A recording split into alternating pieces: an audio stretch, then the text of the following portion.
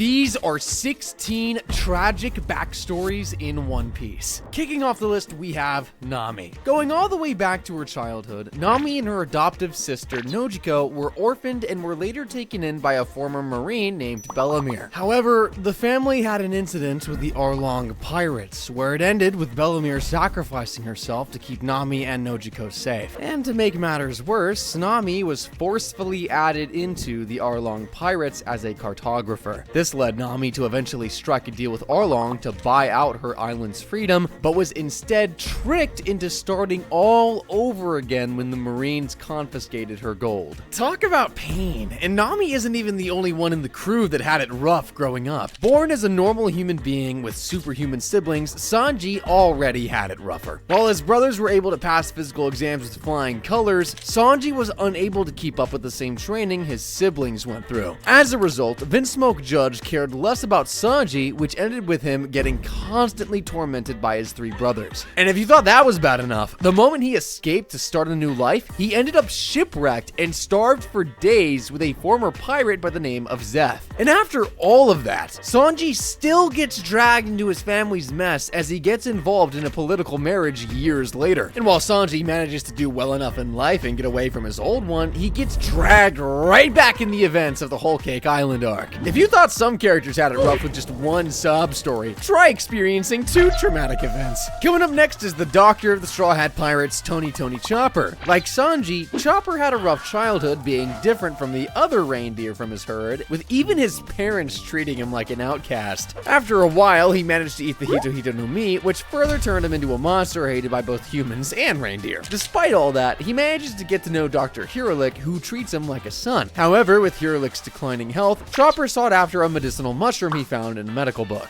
Overwhelmed with gratitude and seeing the struggle Chopper went through to acquire the mushroom, Dr. Hiralik knowingly took in the poisonous mushroom, knowing Chopper inherited his goodwill. And while he was already going to die from the poison, it didn't stop there either, as he blew himself up before the poison got to him, so as to spare Chopper from his mistake. Oh man, that's gotta hurt Chopper, dude. And if you thought being partially responsible for your father figure's death was tough, our next entry pushes that idea even further. Abandoned by his parents at a young age, legendary shipwright Tom decided to take Frankie in. Seeing Frankie create a cannon from scrap metal, Tom recognized Frankie's future as a shipwright and took him under his wing alongside other apprentice Iceberg. Of course, this meant that Frankie's shipwright skills grew to the point that his miniature warships were used by CP5 to frame him, Tom, and Iceberg with the intent of getting the blueprints for Pluton. With Frankie blaming himself for creating the battle Frankies that led to Tom's sentence, Tom then disciplined his protege one last time, saying that his ships weren't at fault and that Frankie shouldn't blame himself for what happened. As CP5 took Tom away for transport, Frankie took to the seas to stop the sea train, the Puffing Tom, which Tom built himself in hopes of rescuing his mentor. This didn't turn out well for Frankie, who ended up with a mutilated body, which he then had to outfit with spare parts. Notwithstanding getting hit by a train and rebuilding his body from spare parts, Frankie is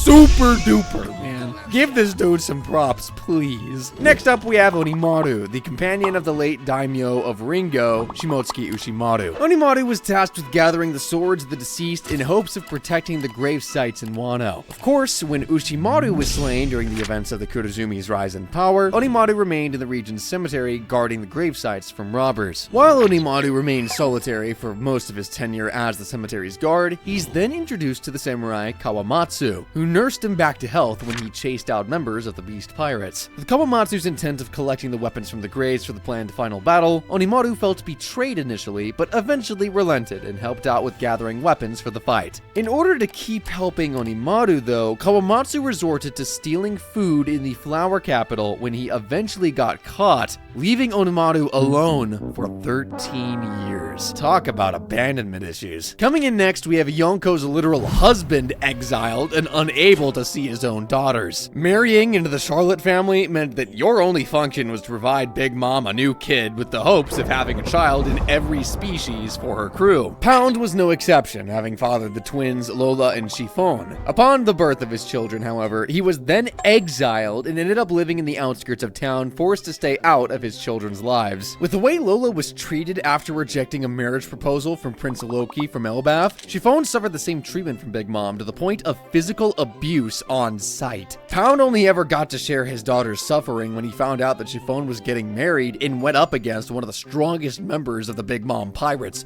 Oden, with the hopes of defending his daughter. The only thing going for Pound was the eventual happy ending, but even with that, it was still years before it even happened. From one parent to another, next up is a Yonko who had it rough as a kid. Big Mom's family certainly is a complicated one, with most of her children being born with the sole purpose of their usefulness to her, and Pudding is no exception. Coming from the three-eyed tribe, Pudding's function in the family is to decipher the poneglyphs once her powers awaken. With that being literally her only purpose for breathing, Big Mom couldn't care less about what others said about Pudding's appearance, with her even admitting that she thinks Pudding's third eye is creepy. Pudding eventually buried all of that negativity and developed a more sinister side to her. This of course showed up in the events of Whole Cake Island, where she was tasked to be in an arranged marriage with one of Vinsmoke's own, Sanji. Considering she was the only member of her species in the country at the time, it wasn't easy being considered a freak even in her own family. From one Yonko family to another, we have someone else that came from an equally brutal family. Sure, Pudding's verbal and mental torture was bad, but top that off with physical punishment from a parent, and yet have Yamato's childhood. Born as Kaido's daughter, young Yamato was a witness to Oden's last moments. Seeing Oden's will to protect his followers, Yamato decided to be more like him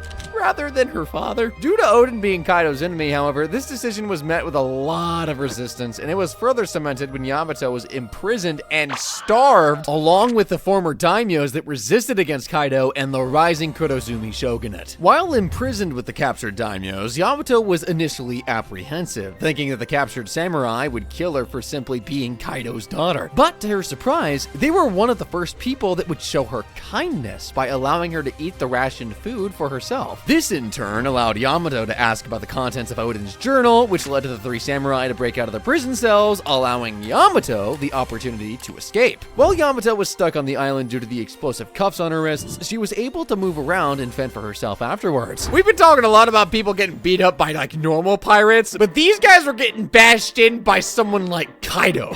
Now, I want you to take Yamato's backstory, what we literally just talked about. I want you to take that and now think about being enslaved as a child for years and being force-fed a devil fruit. Yeah, we're talking about Boa Hancock. The world government is a corrupt organization that allows its rulers, the celestial dragons, to essentially just get away with whatever they want, which often includes slavery. Having been kidnapped with her sisters at a young age and forced into slavery, Hancock harbors a deep hatred for the celestial dragons, rightly so, but despite that, she's still fearful for her life, knowing that she is a former slave. During her time as a slave, Boa Hancock used her devil fruit abilities to entertain her captors, with the three sisters suffering unimaginable horrors that are still unspecified to this day. Thankfully, that did not last long, however, as famed hero Fisher Tiger freed the slaves with the original intent of only freeing the fishmen. And while we still don't know the specifics of Hancock's suffering, it became more evident by the admiration she shows Luffy, knowing that he punched a celestial dragon despite the consequences. Of course, Hancock and her sisters weren't the only ones affected by Fisher Tiger's actions in Mary Joa, and he was a famed hero for a reason. Considering his actions affected many walks of life during his liberation of the slaves, our next entry is another person that greatly benefited from Fisher Tiger's bravery. Considered by some as an affiliate of the Sun Pirates, Koala became a part of the crew upon being rescued. It was then discovered that she was kidnapped and sold into slavery way back and was subjected to horrors beyond comprehension, to the point that she forces herself to smile in fear of death. Understanding the severity of the slave mark on Koala's back, it was decided that she needed to be branded with the Sun mark as well to hide her status as a slave. It was only during her time with the Sun Pirates when she was able to function as a kid again, and as a result of their journey, she was able to go back to her family. Of course, while the story stopped for Koala at the time, it didn't go too well for Fisher Tiger, as upon returning Koala to her family, he was then betrayed by the people in the village, which led to one of the most painful deaths in the One Piece world.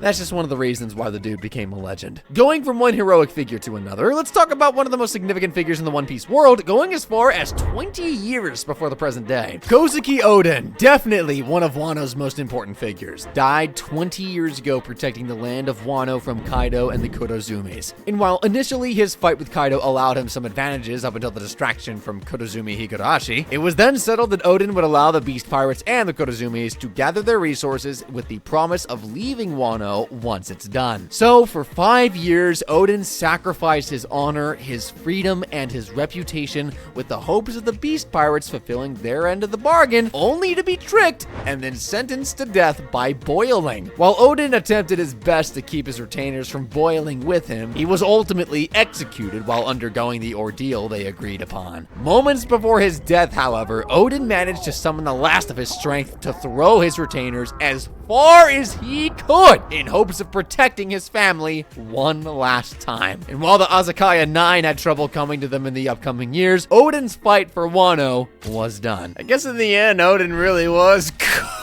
I'm sorry, I couldn't say that with a straight face. But if you don't want to be cooked, then press that subscribe button. If you thought Oden's story was tragic, which it very much is, I'm not trying to downplay it. Imagine experiencing those events as a kid and then being sent into a different time to fix everyone's problems. Momo being thrown 20 years into the future to save Wano has certainly got a lot on his plate. Not only was he in an unfamiliar place after being forced to live on after his family's apparent death, he also shouldered the burden of having to keep on living for the sake of the Kozuki clan's existence. And that's not even talking about the kinds of problems he had when he was still in his original time period. We're talking about someone that was beaten up by Kaido as a child while his house was burning around him. Like, frick, dude.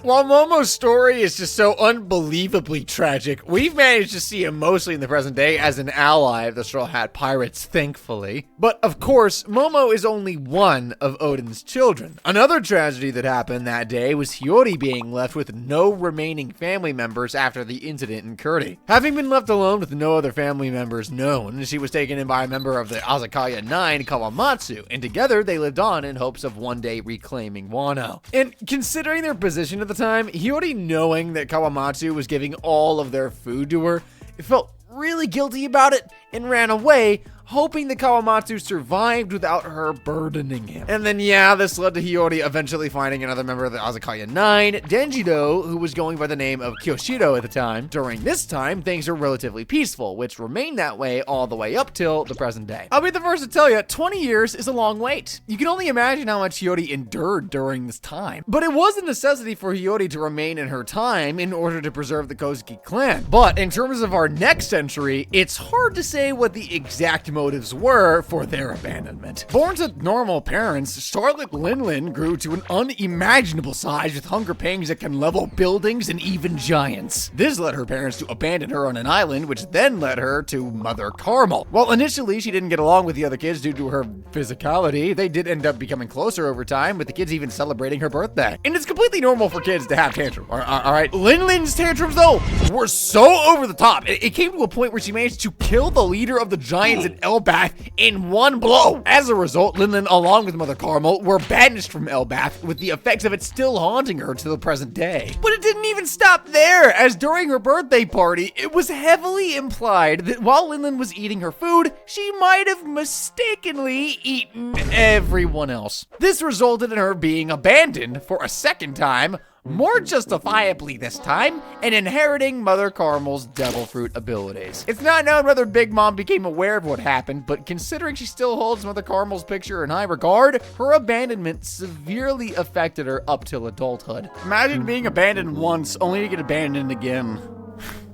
I feel that. As much as I don't want to admit it, Linlin had quite the rough life. It's one thing to be abandoned, it's another to choose to go your own way, though. And for our next entry, that's just how it went. Coming from a life of luxury as part of the Celestial Dragons, Don Quixote Doflamingo experienced both the highs and the lows of life in the One Piece world. While adjusting to a new life can be difficult, that's nothing compared to what Doflamingo and his family had to go through after being barred from re-entering Mary Joa. First, their family was beaten and continuously harassed for being part of the Celestial Dragons, which then then led to his mother's declining health. On top of that, the harassment didn't even end there, with the 3 remaining members of the family continuously being hunted down and forced to eat literal garbage. It was only up until an incident where Doflamingo first used Conqueror's Hockey to subdue their attackers when things started to subside and work out in his favor. His new life apart from Mary Joa turned out so horribly for him that it came to a point where he killed his own father as punishment for his life amongst the common folk. I mean, if I went through that, I'd be pretty angry too, but not kill my father angry. But of course, while we aren't necessarily ranking each entry here, we've saved up the most painful for last. Born in the South Blue, Kuma and his family were captured 4 years after his birth by the world nobles and forced into slavery immediately. Having witnessed his mother endure harsh treatment as a slave, Kuma witnessed his mother be severely abused, along with the rest of his family, to the point that he wished for death. In an effort to cheer Kuma up, his father, Clap, told Kuma about Nika, who would one day rescue them from imprisonment,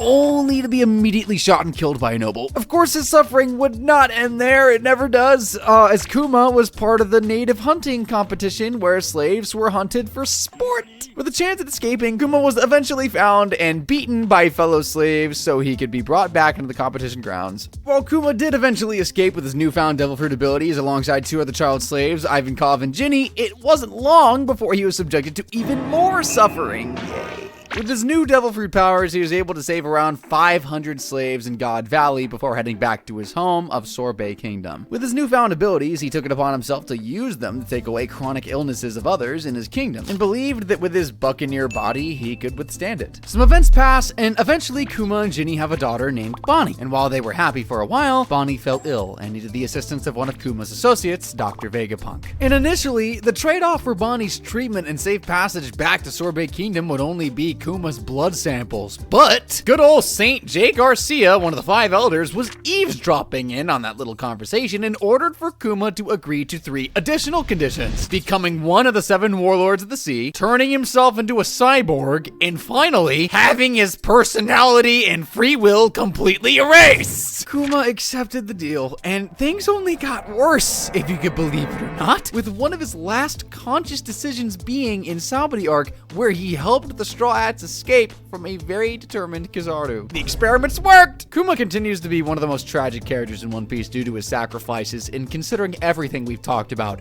he is most certainly one of the most important allies that the Straw Hats have. Watch this video if you haven't already. Thanks for watching!